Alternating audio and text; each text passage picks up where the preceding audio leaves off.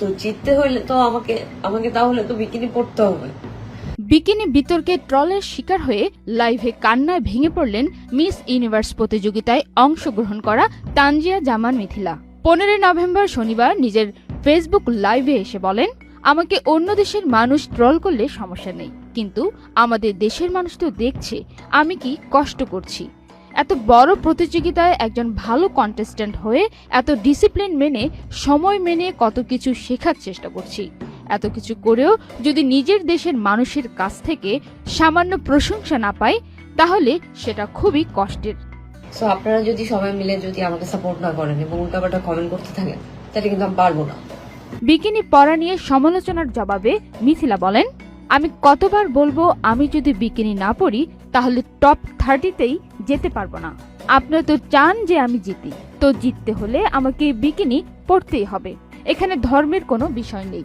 বাংলাদেশকে জেতাতে হলে আমাকে এই নিয়ম মেনে চলতেই হবে। বিকিনি না পড়ি তাহলে আমি টপ 30তেই যেতে পারবো না।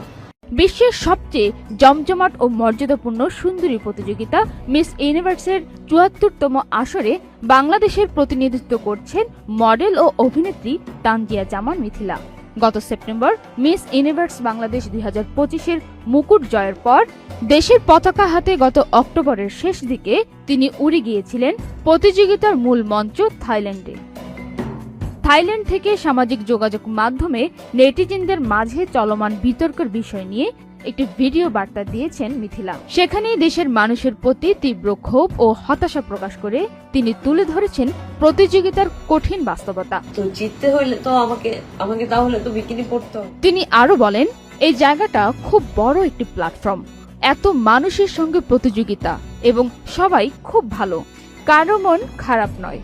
এদের সঙ্গে প্রতিযোগিতা করতে হলে আমাকে আরো ভালো করতে হবে, আর আমার দেশের মানুষকেও আমাকে আরো বেশি সমর্থন দিতে হবে।